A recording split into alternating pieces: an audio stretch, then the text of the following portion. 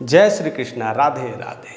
अक्सर लोगों में कन्फ्यूजन रहता है कि आजकल का यूथ स्पिरिचुअलिटी की तरफ बढ़ रहे हैं, यह सही तरीका है कि नहीं, या सही टाइम है कि नहीं। अक्सर लोगों में परेशानियां रहती हैं। लोगों के मन में ये रहता है कि अभी तो मैं जवान हूँ, अभी तो मुझे कुछ और करना है, अभी तो मुझे फिल्में देखना है, अभी तो मुझे मस्ती करना है, अभी तो मुझे पूरे जीवन ढंग से जीना है। अभी किस लिए जाएं ईश्वर के साथ, ईश्वर के रास्ते? क्यों पढ़े भगवत गीता, क्यों पढ़े रामायण, क्यों पढ़े कुरान?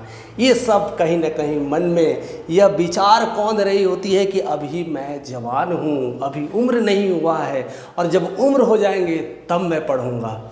उनके लिए मैं स्पेशली कहता हूँ, मत पढ़ो गीता, मत पढ़ो भगवत गीता, मत पढ़ो रामायण। ज़रूरत ही नहीं है। क्या करोगे पढ़ के? अगर गलती से पढ़ लिए तो बहुत कुछ बदल जाएगा। अगर आप चाहते हैं कि जीवन में मस्ती रहे, जीवन में खुलापन रहे, जीवन में सारे कहते ना जो मन मर्जी करता है जो खा लेते हैं, आप जो नशा करना होता है नशा कर लेते हैं, जिधर जाना होता है चले जाते हैं, जैसे रहना होता है वैसे रह लेते हैं, साफ सुथरा, किसी तरह का कोई टेंशन नहीं, तो मत पढ़ो गीता। अगर गलती से भी आपने पढ़ लिया गीता तो जो मस्तियाँ हैं वो चेंज होने लगेगा, और लाइफ स्टाइल चेंज होने लगेगा, वो खाने का तरीका चेंज होने लगेगा, सोने का तरीका चेंज होने लगेगा, बोलने का तरीका चेंज होने लगेगा। इसलिए डरो। भगवत गीता छोटी मोटी किताब नहीं है दोस्तों, ये छोटी मोटी किताब नहीं है, ये ऐसी किताब है जिसे पढ़ लेने के बाद आप में चेंजेस आना ही आना है। दिल तो लगाना ही लगाना है, ईश्वर से भक्ति हो जाना ही हो जाना है। अगर आप चाहते हैं कि नहीं मैं तो कुछ भी खा लेता हूँ, कोई भी मांसाहार कर लेता हूँ, मदिरा पान कर लेता हूँ, मत पढ़ो, डरो, मत पढ़ो, डरना है। भगवत गीता उनके लिए नहीं है। पढ़ोगे छोड़ना पड़ेगा, इसमें तो साफ साफ लिखा है ये सब चीज़ें नहीं करना है। आप करने लगोगे तो पढ़ोगे तो फिर आपके मन में विचारें कौन देगी, आप परेशान हो जाओगे। लिखा गया है कि आपको 6 घंटे की नींद ले ली है, आपको 10 घंटे की नींद चाहिए, आलस वाला ज़िंदगी चाहिए, वैसा अगर करने लगोगे तो टेंशन आ जाएगा। इसलिए भगवत गीता उन लोगों के लिए नहीं है, वैसे लोगों के लिए भगवत गीता है ही नहीं। ध्यान ही नहीं देना, पढ़ना नहीं है। अगर आपको लगता है कि जीवन में बहुत कुछ करना है, पढ़ना है, मंजिल को चाहना है, जो लाइफ में अचीव करना है, अगर करना है तो फिर आइए, आपके लिए स्वागत है। भगवत गीता उन्हीं के लिए है। और जीवन पे देखो, सबसे बड़ी बात है कि आप मिट्टी के घड़ा देखे होंगे आपने, कितना कुम्हार कैसे कैसे कर कर के डिज़ाइन कर कर के बनाता है। जब वो बन जाता है, पक के तैयार हो जाता है, अब चाहे किसान का फादर, गॉड फादर या ईश्वर भी क्यों ना आ जाए, वो घड़े का शेप नहीं बदला जा सकता है, क्योंकि घड़ा पक के तैयार हो गया। लेकिन कच्चा था तो शेप बनाया, उसको फिर बिगाड़ करके दूसरा शेप चाहेगा तो बना सकता है, ऑप्शंस था। उसी तरह से इंसान के जीवन में भी ऑप्शंस बदलते रहते हैं। बच्चा जैसे जैसे उम्र होते बढ़ते जाते हैं, धीरे धीरे परिपक्व की स्थिति में चले जाते हैं, और जैसे ही वो परिपक्व हो जाते हैं तब उसे चेंज करना बड़ा ही मुश्किल काम है। उसे भगवत गीता दे दो, दुनिया का कोई ग्रंथ दे दो, उसे पल्ले नहीं पढ़ना वाला, समझ भी नहीं आएगा। लेकर के क्या अचार डालोगे क्या? फिर तो आप कोशिश कर लो, कोई फर्क नहीं पड़ता। उम्र, यूथ, जब आप कच्चे घड़े होते हैं, जब आप तैयार होते हैं, भगवत गीता उस समय देनी चाहिए। उस समय भगवत गीता को स्पिरिचुअलिटी की तरफ ट्रेंड करना चाहिए। बच्चों में संयम आना चाहिए, धैर्य आना चाहिए, ताकत आना चाहिए। मुझे किस तरफ जाना है, क्या करना है, सही निर्णय ले सकते कि नहीं ले सकते, गलत निर्णय क्या होता है, सब कुछ समझ में आने लगेगा। कौन मुझसे झूठ बोल रहा है, कौन मुझसे सच बोल रहा है, कौन मुझसे लड़ना चाहता है, क्या मैं उसके लिए तैयार हूँ कि नहीं, कौन मुझे अपने है, किन से लड़ना है नहीं लड़ना है, ये सब ज़रूरत है।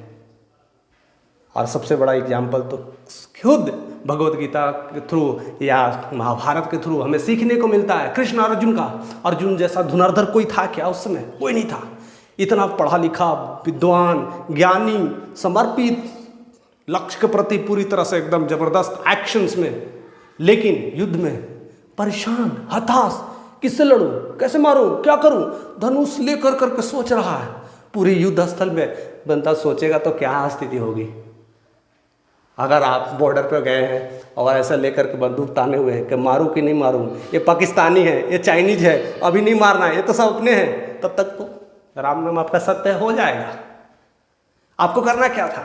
एक्शन लाना था। तो कृष्ण ने अर्जुन को वही एक्शन के लिए भगवत गीता का ज्ञान दिया। उस कुरुक्षेत्र में ज्ञान देकर के बता दिया कि तुझे कब, किसको और क्यों मारना है ये समझ आना चाहिए। मुझे कब लड़ना है, कौन सी मंजिल चाहिए, कौन से रास्ते चाहिए और कैसे आगे बढ़ना है, उसका सिर्फ और सिर्फ एक ही सहारा है, भगवत गीता। तो इसलिए डरो, भगवत गीता ना पढ़ो अगर ऐसे काम करने हैं तो। अगर लाइफ में अगर बहुत कुछ नहीं बनना है, लाइफ में बड़े बड़े सपने नहीं हैं, भगवत गीता नहीं पढ़ो भाई। कौन कहता है पढ़ो? अभी क्या उम्र हुई है? जीना है वर्षों।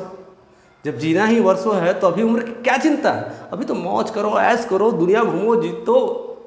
लेकिन जिस दिन आप पढ़ने लगे तो आपको लग जाएगा जो उम्र मिला है मेरे लिए, जो 60 साल 75 साल 80 साल का जो उम्र मिला है, मैं इतना क्यों इंतज़ार करूं?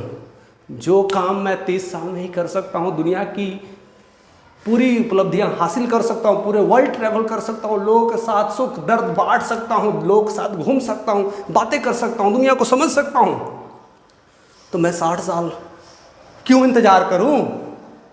जो काम अभी होने वाले हैं, तो वैसे तमाम लोग जिनको लगता है कि मेरा उद्देश्य है, जो मेरे लाइफ में कोई एक्शन है, कोई मेरे लाइफ में कोई बड़ा लक्ष्य है और जो मुझे हासिल करना है और पूरी दुनिया में अपने आप को बताना है, और ख़ास करके जो लोग किसी न किसी रास्ते से भटक गए हैं, स्ट्रेस में आ गए हैं, टेंशन में आ गए, प्रॉब्लम्स में आ गए, उसे मैं ठीक कर सकूं, तो सिर्फ और सिर्फ एक ही रास्ता है, वो कुछ और नहीं, भगवत गीता।